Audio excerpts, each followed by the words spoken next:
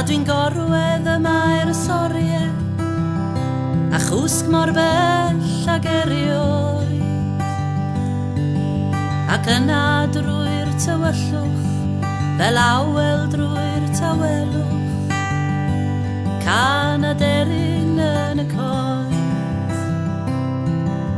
Ac yn yr eiliad honno, a'r awyr yn goleuo, daeth y gan a gwyn i'n ngwynebu. Mae'r hith sydd yn yr alaw wedi troi y nos yn ddydd, ac mae'r stryd i gyd yn deffro i gan y deryn dydd. Cana gan a chana hi o'r galon, cana gan i gadw'r ofnau draw, cana gan i erlu dy ofalon, cana yn yr heilwen, cana yn y glaw. Mae hi lawr wrth lan yr afon, dan y coed a'i blodau gwynion, yn creu patrymau yn y gwlydd. Mae'n dawnsio fel angylus, yn troeddio fel y boles, tro i'r dde a thro i'r chwith. Mae'n dawel ar y dorlan, dim smic yn dod o unman, dim ond y music yn ei ffen.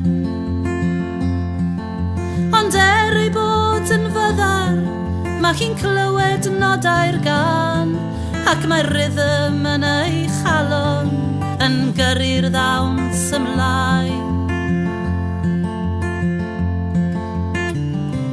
Cana gan a chana hi o'r galon, cana gan i gadw'r ofnau draw, cana gan i erlu dy ofalon, cana yn yr heilwen, cana yn y glaw.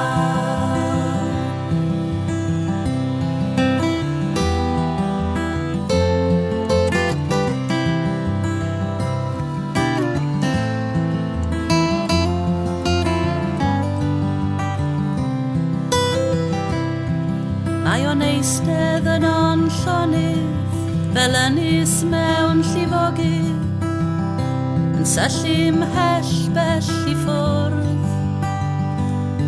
Ond pan ddewr nyrs i chwarae'r iPod, hyn gan mae o'n adnabod, mae'n codi ben oddi ar y bwrdd. Ac mae llyged Henry'n dawnsio, gwneud y jive a gwneud y tango, a'r gan yn llifo fel y gwyn. Mae o'n ifanc unwaith eto ac yn morio canu'r gan, y gan sydd yn ei galon a'n calonau ni bob un. Cana gan a chana hi o'r galon, cana gan i gadw'r ofnau draw, cana gan i erlu dy ofalon, cana